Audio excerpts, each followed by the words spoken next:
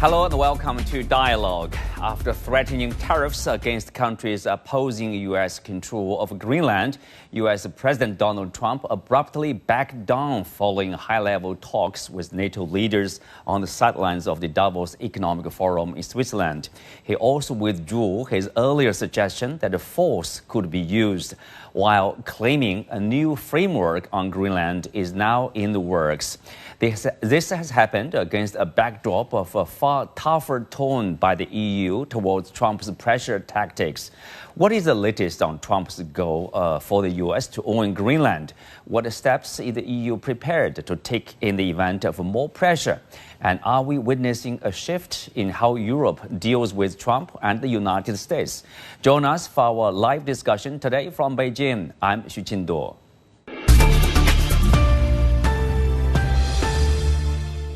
Well, joining me today are Anne-Elisabeth Moutet, Paris-based columnist for the Telegraph, Radhika Desai, director of the Geopolitical Economy Research Group, and Josef Gregory Mahoney, professor of politics at East China Normal University. Welcome to Dialogue. So Radhika, I will start with you. If you look at the saga over Greenland, Trump backed down from the talk of imposing tariffs, which could go effective on February 1st. And also he ruled out the use of force. So can we say the saga is finished now? Probably the theatrics are over, and now they will have some kind of a negotiated resolution to this. I mean, Trump's main purpose, it seems to me, in sort of, carrying on about Greenland for the last week and more, was really to kind of build up the pressure prior to his arrival in Davos so that, everybody would be listening to his every word. And now he's achieved that. And now he's, I doubt he ever had the intention of ever invading Greenland, and whatever would that even mean? I mean, the United States has had, since the late 1940s, the right to station unlimited numbers of troops on Greenland. So whatever would an invasion have meant anyway? So I think that this is all really one of the things one always has to remember about Trump is that bulk of what he does, even on the international stage, is directed at the home audience. And this is particularly so at a time when his approval ratings are really sinking. They have been sinking since a couple of months after he took office, and they have not stopped sinking since.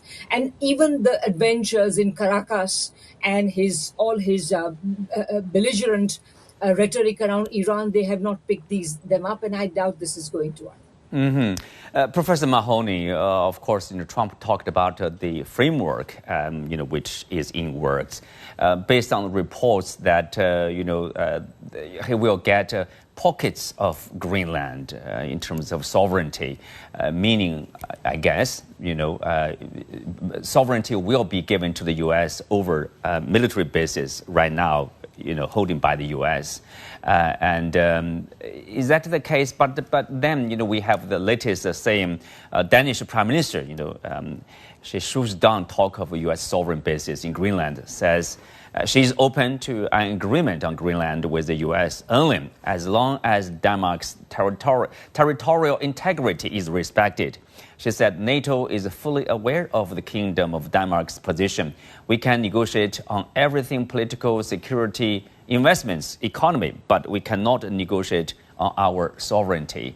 I have been informed that this has not been the case. So there is a kind of agreement between Trump and NATO Secretary General Mark Rutte, but without the awareness of the Danish government?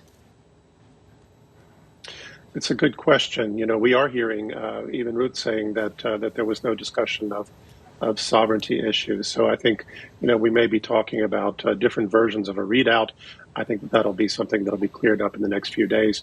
It's also not clear that Trump is using the word sovereignty in a way that would adhere to the international norm.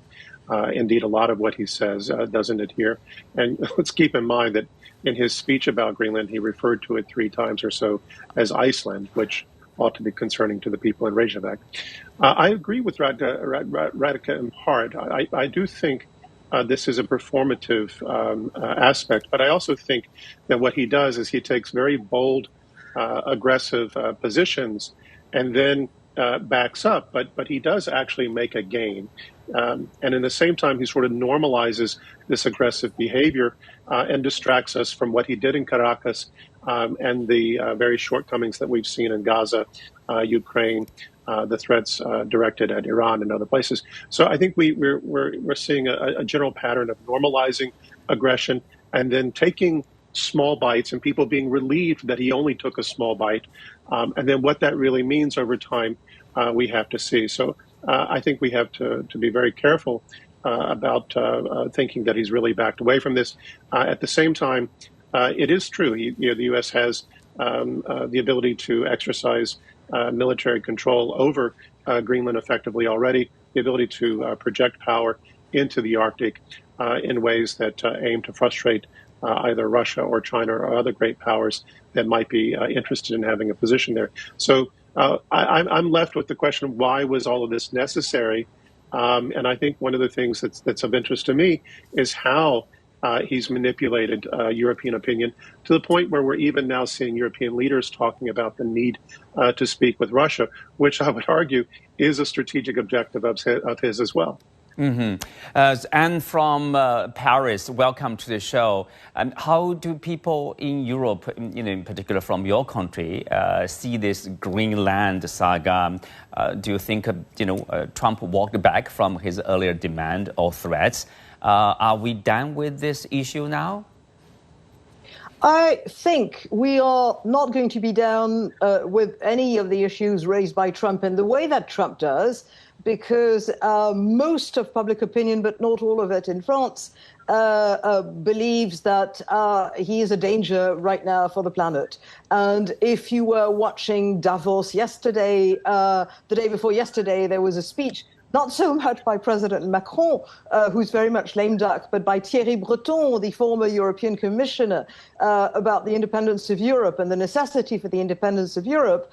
You have to know that Monsieur Breton has been banned for coming from America. He cannot travel to America because it's a retortion measure from the Trump administration to his creation, his important role in creating the data protection legislation in Brussels, and therefore he is extremely angry with the American administration. And he certainly speaks for the French technosphere and most political circles.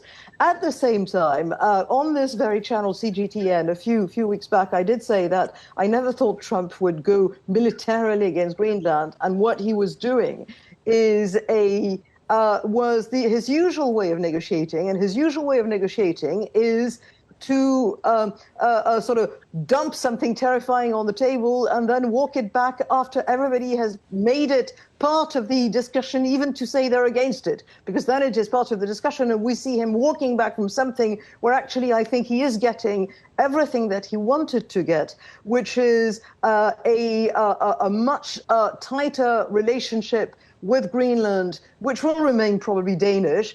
There's already an American military base in the north of Greenland, and all of this is something that was in the Heritage Foundation Project 2025, which is the worry about the Arctic Circle, the fact that the Arctic Circle is slowly melting, and that when the temperature goes down from minus 70 degrees centigrade to minus 20 degrees centigrade, suddenly you realize that it's an open sea, and 72% of that sea is held by Russia. Mm-hmm. Radhika, some people would say Trump got this idea, if you look at his policy on immigration, he's against it. His idea of tariffs, he takes pride in being the tariff man. And his idea of expanding U.S. territory, make Canada its 51st state, not Greenland. Some people say he's serious. He wants to be remembered as one of the greatest presidents of the United States. By doing all that?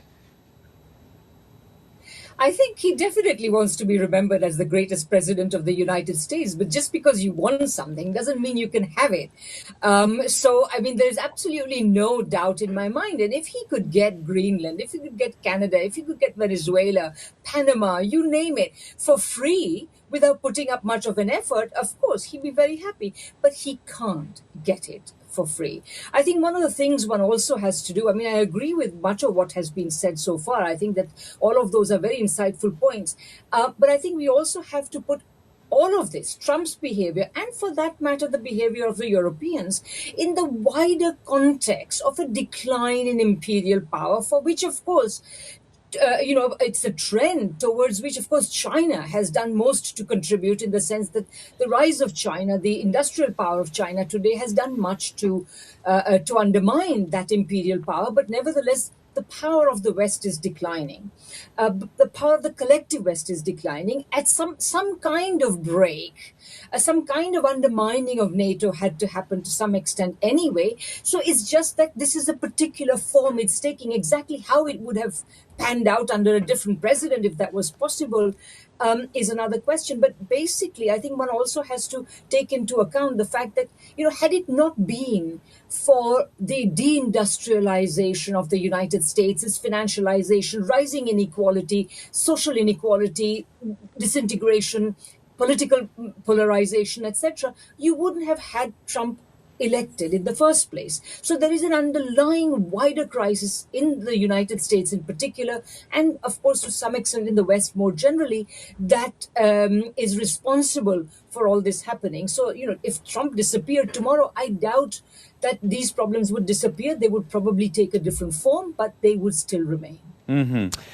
Professor Mahoney, so, it's not about, for some of the Europeans, sometimes they see this is solely about Trump himself. If there's a different president, and the relationship will remain unchanged.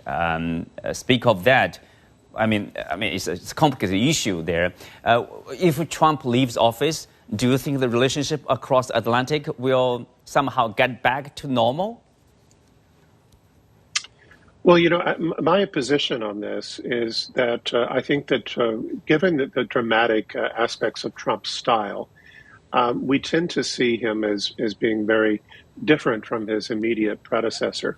I think it's probably more prudent to look at the continuities, starting during the late Obama second term, and that run all the way up through the present.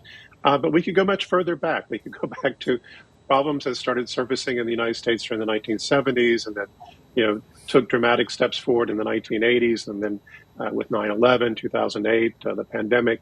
What we've seen is a long decline and increasingly risky tactics to try to reconsolidate and hold power economically, militarily, globally. And so as we move from one president to the next, we see sort of these dramatic upticks in tactics. But the thing that concerns me most, if you want to point to sort of a singular aspect of continuity, I would say look at the way the United States is increasingly weaponizing climate change, and above all, how they hope that the dark wages of climate change affect the global South much more so than the global North. And I think it's in that context that we look at not only how he's trying to exercise control over the energy coming out of Venezuela, but clearly the ambitions he has in the Arctic, Greenland, and Canada. Right. That's the global North, in short, yeah. Yeah. And so this is one of the big differences between the European Union and the U.S., of course, as U.S. Commerce Secretary Lutnick, criticized the European Union for their 2030 goals. This is one of the differences. But others, the Europeans seems, they are, when the Belgian Prime Minister talked about being a happy vassal is one thing, being a miserable slave is another thing. So how do you characterize the current mindset of the European states, European leaders? Are they ready, say, oh, there's the U.S. has changed, we have to change in response? How determined are they to change?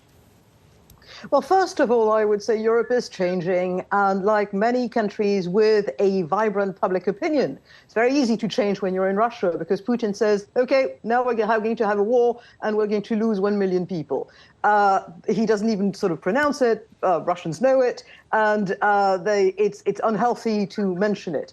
But Europe is changing in front of its public opinion, in front of its voters, and it has been changing for some time now, not just because of Trump, but I've just mentioned Putin, because of the war in Ukraine. And you can see that Trump was to some extent helping when he said America is not going to carry alone the burden of helping Ukraine, and shook up the cocoa tree, basically, by saying there's no reason why we should help at all, which is also a very Trump negotiation style. But if you look, that most countries in Europe were not spending even up to 2% of the GDP in defense spending, for instance. And then the avowed aim, especially within NATO, is 5%, with lots of countries already achieving it. I think you are seeing a very important change about independence of Europe and the need to sort of understand ourselves, a continent with a larger GDP together, and a larger number of inhabitants in the United States, that Europe itself has got to embark in politics of power. And it is something that has been subjected to the opinion of every single European citizen in the past 10 years, but it is changing. Well, and speak of that, Trump walked back. Some say because the Europeans, they are talking with tough tones. They talk about the trade bazooka, and also they talk about basically, standing up to Trump and not backing down from his threat. Is that the factor? Somehow, he walked back from his threat? I think I don't think he's walking back from what he wants. I think he is getting what he wants. And he started by, there was an Australian political strategist who worked for several prime ministers in Britain, and he had a theory. He said the dead cat theory. If you have a discussion and there's negotiation going on and it's stalled and somebody walks in and they throw a dead cat on the table and everybody talks about the dead cat. And then the quality of a good politician is that he's got a sense of humor, but that's very true. And we've just had the dead cat, as we can invade Greenland. And then he says, I'm walking back. He's just at the point where he wanted to be. And that is, he's used the dead cat technique. Well, Radhika, how do you see this relationship between, Washington and Brussels evolve from here? Do you think there's more independence from now on in terms of how to deal with Washington and Trump and whomever the president may be? I'm not sure whether this Greenland thing is going to change a lot. I mean, let me also just say that, I take a slightly different view of, what Trump is after. I mean, first of all, as I say, I think he's much more after the performative aspect, much more after what his polling numbers, really. So he's much more after creating an image that he's dealing with everybody in a tough manner and he'll get what he wants. Because in the end, what he's tended to do, first of all, is, of course, yes, he makes a big show about making some extraordinary, outlandish demands, whether it's on tariffs or on Venezuela or whatever. But in the end, he realizes he can't get all that he wants. And then he makes his little victories, the little bites that Joseph was talking about, make it look as though he has ripped off a whole limb of somebody else or something. No, he hasn't. He makes these little bites look like they were a big meal. They have not been. The old expression that was coined last year, taco, Trump always chickens out. The fact is that Trump is operating in an atmosphere where the United States' ability to get what it wants is limited.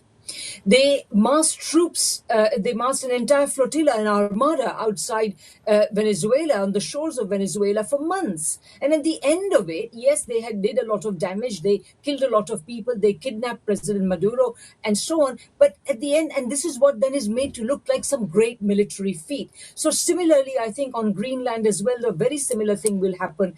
And as I say, it's very important to remember that the aim of this is not to secure the Arctic. If the aim was to secure the Arctic, Trump would have positioned as many troops as he likes. on Greenland. He could have negotiated with the Europeans and said, folks, you guys got to step up. There is a big threat of Russia and China. We've got to mass troops there. He could have done it. That is not his aim. His aim is something else. You have to understand that. So to me, I don't think this changes much. But so we're back to the reality. What is the reality? The reality is that the absurdity of NATO, which was already becoming clear when President Macron said, NATO is brain dead, etc., etc. This is simply going further. NATO has always been, in a very important respect, not so much a defensive alliance, but it was always a very aggressive alliance, but it cannot do that anymore anyway to any great extent. So it has now become a way for the Americans in particular, to drum up business for the military-industrial complex. Of course, the Europeans are now saying that they are going to build theirs as well. Fine, we'll see what happens. But I think that these, I think there's a lot of smoke and mirrors going on, and we have to understand that. But the underlying reality is the diminution of Western power. Diminution of Western power. Professor Mahoney, some are saying that, the danger remains there because Trump has talked about the way he talked about EU, the way he talked about NATO, for example. He complained that NATO, treats the U.S. ill because the U.S., helped NATO, but NATO gives back nothing like that. And also people are observing, like EU leaders are lining up to urge a shift in terms of relationship with Washington. What kind of shift? Are you seeing a shift upcoming? Well, agree. Let me just say I agree in part with Radhika, but someone who would look at this dialectically, I think we have to look at the contradiction, and that contradiction will help us understand some of the problems that we're seeing in Europe. I agree that the United States is unable to project power the way it wants, and this is one of the reasons why it's taking more and more dramatic performative aspects. I agree that we didn't really have a coup in Venezuela. I agree that we saw the limits of American power over Iran. And to a certain extent, we've seen sort of a farce related to Greenland, although I don't think that's reached the end point yet. I do think that the main problem for the U.S. is the rot that it faces internally, that it's unable to project power internationally because it's no longer able to really compete effectively with other major powers, but above all because it's not able to really work domestically. And I agree that he is moving aggressively in the international sphere in order to confront the fact that his domestic poll numbers are at a historic low. At the same time, I do think that there is sort of a strategic goal to try to manipulate European opinion. I think the extraordinary calls that we saw in the past couple of weeks of European leaders saying we need to talk to Russia, we need to work something out, we need to invite Russia to the next G7. All of these things are actually moving in a direction that Trump himself wants, and that I would argue he's provoked again through this game that he's played in Venezuela, in Greenland. So it's interesting to see the way in which Europe is actually moving now. I think in a direction that, yes, we're seeing resistance. We're hearing people talk about the need for an independent Europe. But the fact of the matter is, I think he did move the needle in ways that he wanted to move the needle in the past couple of weeks, even though it appears that it's moved it against the U.S. It is actually moving in some of the directions that he wants. Mm-hmm. And how do you look at the damage or potential damage because of the Greenland annexation attempt from Trump? Do you think that will have some consequence in terms of the relationship between the two sides? I think I agree with the earlier point that he does want to damage that relationship in a way. He does want to embolden European self-reliance to a certain extent. I think he also wants to, create some sort of positive pressure or negative pressure, depending on how you look at it, in Europe to strike some sort of deal with Putin, because he understands that that's probably the only way that he can really move forward with his objectives in Ukraine. And what that means vis-a-vis China or other strategic objectives remains to be seen. But I'm a little concerned. I'm a little suspicious, going back to a concept once introduced by Pierre Bourdieu, the French sociologist, about complicit adversaries. And I'm a little suspicious that we're seeing something like this between European leaders and Trump today. Elizabeth, what do you make of this relationship, in the near future? How do you describe that kind of relationship, or the statehood, the state of the relationship between Brussels and Washington right now? Do you see more independence of Brussels, from Washington, from relying less on Washington, and they get things more in their own hands? I certainly see a divergence, especially with the western part of Europe and western part of the EU.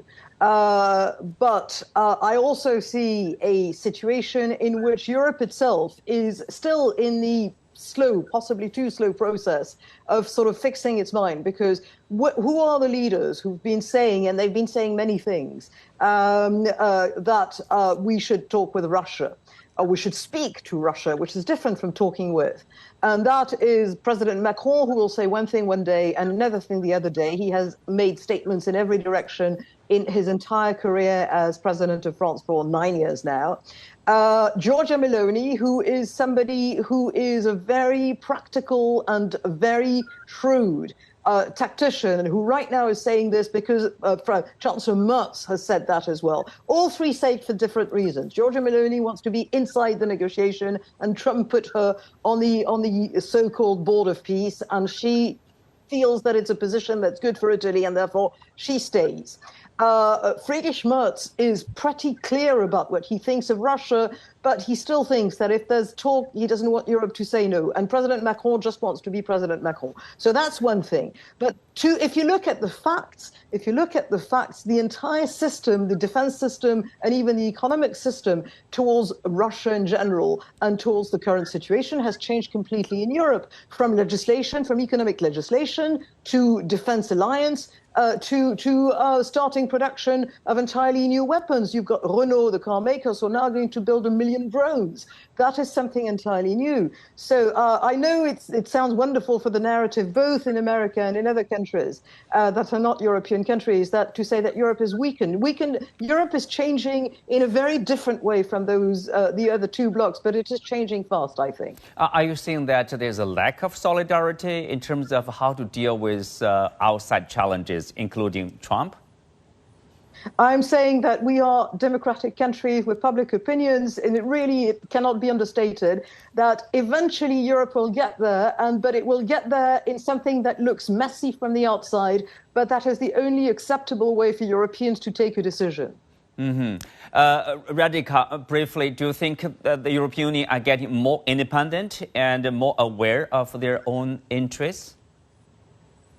I think that they are forced to some extent to acknowledge that the Trump administration is, would like them to increase military spending, etc., etc. So they are following that. But I have to say that there are very strong currents within the EU today, including among its leaders, who think that so long if they hold out until the end of the Trump presidency, and maybe even before that things will change, and that the old the security relationships will be reconstituted. Because while I agree that a lot has been said and some things are even being done about increasing defense production, etc., etc., I really don't think that Europe can have have an autonomous defense, particularly if it makes an enemy, continues to make an enemy of Russia. I think if Europe were really willing to take an independent role to cut the United States out of the equation of its own security,